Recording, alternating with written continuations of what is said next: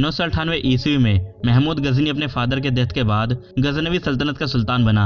महमूद गजनी इतिहास का पहला ऐसा हुक्मरान था जिसने अपने नाम के आगे सुल्तान का टाइटल लगाया था। ये कहना भी गलत नहीं होगा कि अगर भारत पर सबसे ज्यादा किसी ने हमले किए हैं तो वो है महमूद गजनी। महमूद गजनी ने भारत पर 1, 2 या 3 बार नहीं बल्कि 17 बार हमला किया था। महमूद गजनी ने जब भारत पर हमला किया तब उस वक्त भारतीय शासक कमजोर हो चुके थे। वो एक दूसरे के खिलाफ लड़ रहे थे। राजपूत राजाओं में कमी आ चुकी थी। हालांकि महमूद गजनी को राजपूत शासक राजा जयपाल और उसके बेटे आनंद पाल दोनों ने उसके अटैक को रोकना चाहा, पर वो महमूद गजनी के अटैक को रोक ना सके।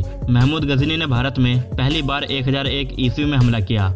उसके बाद उसने 1009 ईस्वी से लेकर 1026 ईस्वी तक लगातार हमले किए। महमूद गजनी ने काबुल, दिल्ली, कन्नौज, मथुरा, कांगड़ा, थानेश्वर, बुंदेलखंड, त्रिपुरी, बंगाल और पंजाब पर हमले किए। महमूद गजनी ने अपना आखिरी हमला 1027 ईस्वी को सोमनाथ मंदिर पर किया था। यह हमला भारतीय इतिहास में महमूद गजनी का सबसे मशहूर और सबसे बड़ा हमला था। सोमनाथ मंदिर में जितना भी सोना, चांदी, पैसे थे वह सब कुछ महमूद गजनी ने लूट लिया। महमूद गजनी का इंडिया पे अटैक करने का सिर्फ 2 कारण था।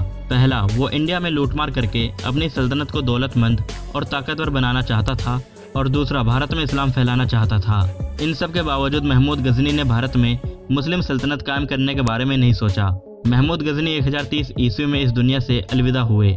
महमूद गजनी के हमले से ये पता चलता है कि उस दौर में हिंदू शासक एक दूसरे से लड़ते रहते थे। वो बाहरी हमलावरों के लिए तैयार नहीं थे। इसी का फायदा महमूद गजनी को मिला। महमूद गजनी के हमले ने इंडिया का पूरा नक्शा ही चेंज कर दिया था।